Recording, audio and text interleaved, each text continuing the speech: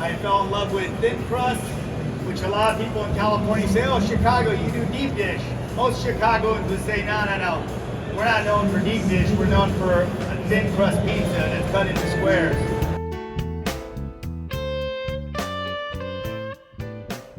Cracker thin pizza. There's a lot of names for this particular style. I'm with some amazing pizza makers. Tony, raise your hand. Giuliano right here. One of the busiest badass pizzerias you'll ever go to. And you probably maybe have never could really see it unless you went into that kitchen and you see his 30 drivers that he has, a row of tickets. He has rotator Ferris wheel ovens. The guy does more volume than practically anybody, and it's J.B. Alberto's in Chicago. It's an amazing place. And when I thought of doing a tavern style demo, I said, okay, here's this California guy up here doing his thing.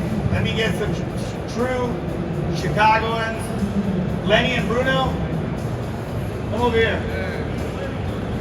These guys are another combo along with Chino, his brother, who's not here. These guys have been making Chicago thin pizzas. Gotta make sure you say it right, because I say Tavern, he says thin, he says Chicago, then everyone says it a little differently. But these guys are amazing at making Tavern. So you're gonna see 3 different styles of Tavern pizza, which are great. I'm gonna go up first, then Tony, then Lenny. Let me talk a little bit about the dough and how I make it. I was going out to Chicago, working a little bit with Connie's, and when Leo Spiteri was working at Giordano's years ago and judging the Chicago Pizza Awards, I always found myself either tossing on Wrigley Field or doing something in Chicago, and I fell in love with Italian beef. I fell in love with thin crust, which a lot of people in California say, oh, Chicago, you do deep dish. Most Chicagoans would say, no, no, no. We're not known for deep dish. We're known for a thin crust pizza that's cut into squares. So I started researching it. I looked into, how to make it a little crispier, how to change it up a bit. And when I looked at that, I went with Sarasota flour. It's that flour that I feel, if you're making Chicago pizza, it's the flour to use. I have a lot of recipes. I wrote the Pizza Bible, and whenever I make my Chicago thin in my restaurants, I'm using Sarasota. There's about 5 to 10%, depending on my recipes, of cornmeal and Sarasota. So I have my cornmeal. I'll go ahead and scrape that off, flip it over.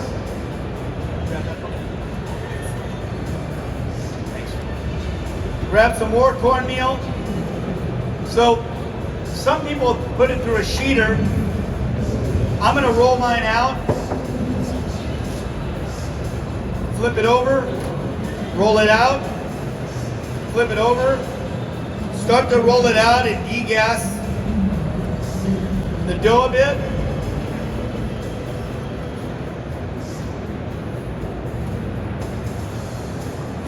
Pick it up, stretch it. If I wanted to leave it on the table, if I stretch it, I'm on the edge. Albert Grande, right in the front row. Is it peace, earth, and pizza? Is that what it is? Pizza therapy. Or earth, peace, pizza? Or is pizza first? So I'll stretch it out, 13 ouncer. Get it to the size that I want. I like to look at a template depending on the size that I want. I know it's big enough, it's a little bit small. I'm gonna make it a little bit bigger because they could have got me a bigger pan. I'm gonna use a dough knocker. I'm gonna knock out the gas in this.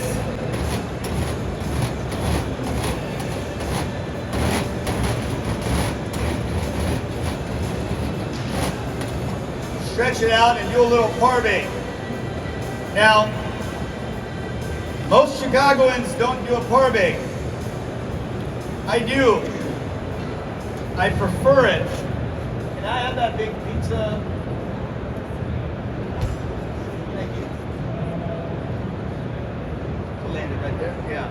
So this is a little hot because it was on my oven. Re-stretch it out, and I'm gonna land it in my oven for that par bake, right behind you. Land it in, pull it out. I'm gonna cook that for about 1.5 to 2 minutes, give or take. And I'm gonna wrap those when they come out. It's gonna kind of look like this. Almost looks like a tortilla. And when we go through service and we do our par bakes and we have them stacked and decompressing, I'm gonna grab that par bake, sauce it, cheese it, do whatever I need to do and get it in. So I have a two-step process in a lot of things that I do when it comes to pizza. Not every traditionalist likes it, but then again, I don't care because I always want to fine-tune it and make it crispier or maybe a faster bake, or I look at things and try and make it, how do you make it a little better? That's just something that I do. A lot of people don't like that, but then there's a lot of people that took this method everywhere. Anthony Scardino, Anthony B, look at a lot of guys across the nation that are doing it right now and getting a lot of write-ups.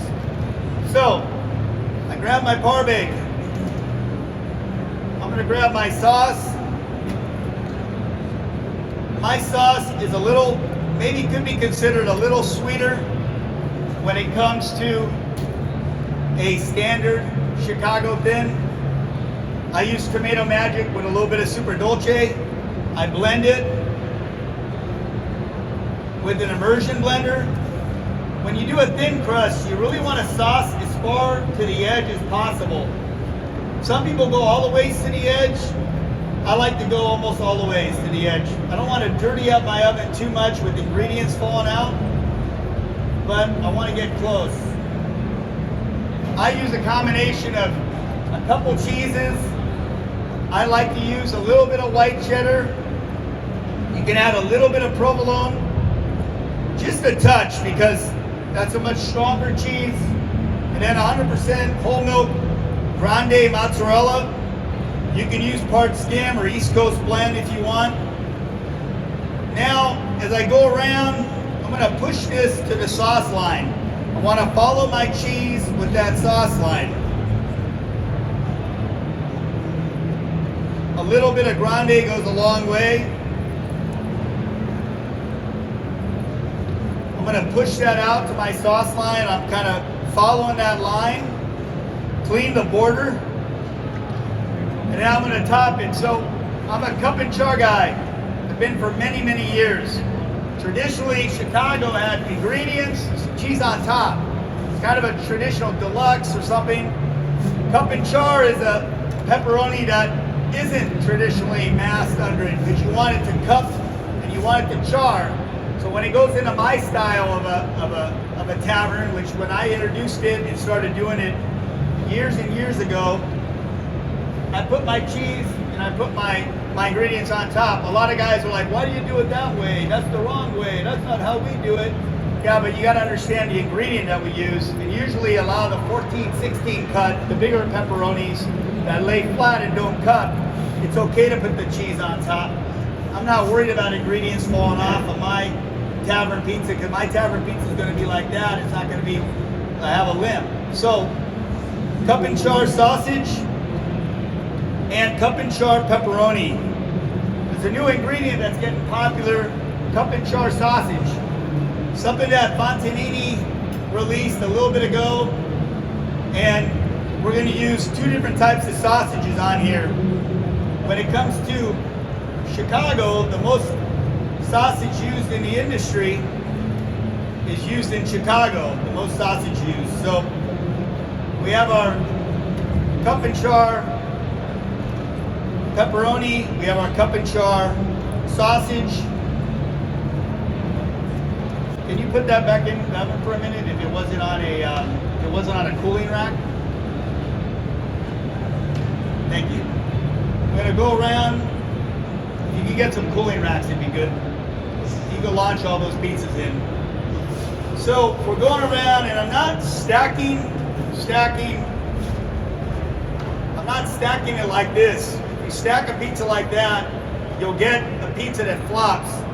If you see a tavern that flops, they spaced out the ingredients incorrectly. So hand-pinched sausage, the size of a dime flat, sometimes the size of a nickel, never the size of a quarter, because usually raw sausage will not cook if it's the size of a quarter, and you don't want to be doing this. We hate it when guys do this and make little sausage balls and put it on. It's not like that. You got to be quick like this guy. Yeah, no, you go to his restaurant, they're boom, boom, boom, boom, boom. Hey, sometimes you see guys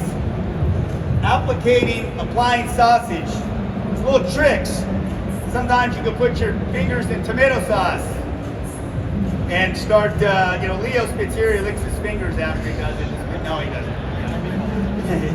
So you can do that. Pineapple juice, you sweeten up your sausage, you get your hands in pineapple juice, boom, boom, boom, boom. Don't let the health department see it, you don't want to see that, but that is a trick that I want to make it a sweet sausage. I have pineapple juice, it'll fall off your fingers fast. You got sauce, it's just for your sausage only. You gotta have the sauce, you go boom, boom, boom, boom, boom. Or you just get guys that make it really lean, a really like double ground sausage that just, Greco sausage is really a great sausage that you can just apply really fast. Fontanini is a little fatty. I'm always been a Fontanini and Greco fan. And those are real like Chicago ingredients when you think about it. So we have our sausage. I'm gonna wash my hands real quick. This pizza's ready to go in the oven.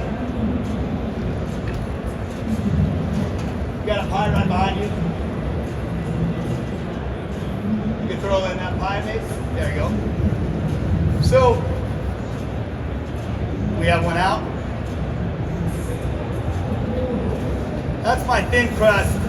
Let's say a little overdone, but we won't tell them. But not bad. Still usable. Thank you. So our pie is out.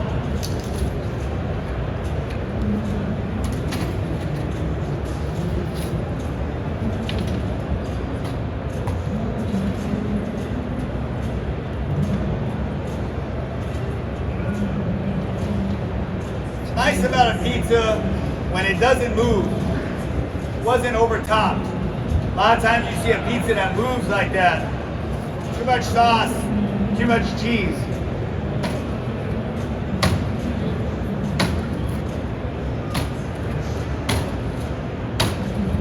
You cut and then you finish. I'm gonna California it up a little bit with some pepperoni, which are one of my favorite peppers.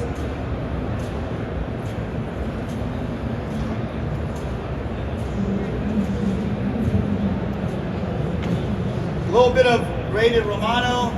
I put oregano on as a finish. A lot of guys put it on before.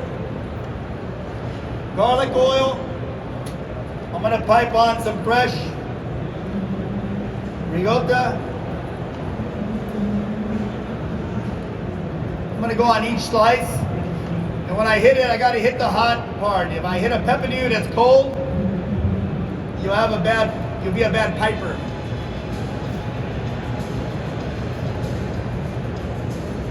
You always want to hit a hot spot on your pizza.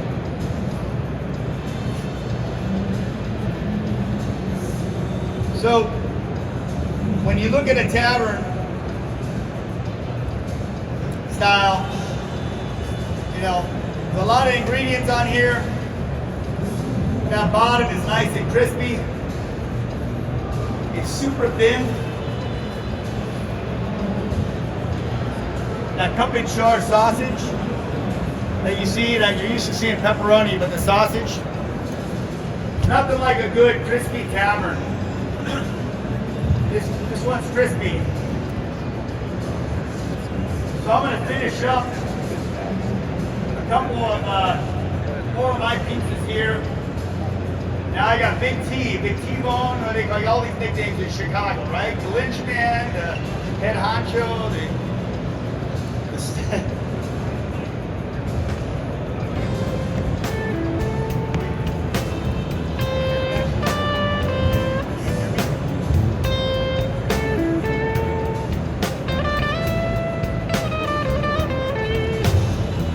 by the way, we're going to be passing these out to you. Don't come to us. And it'll help so, you know, with everyone else. Thank you.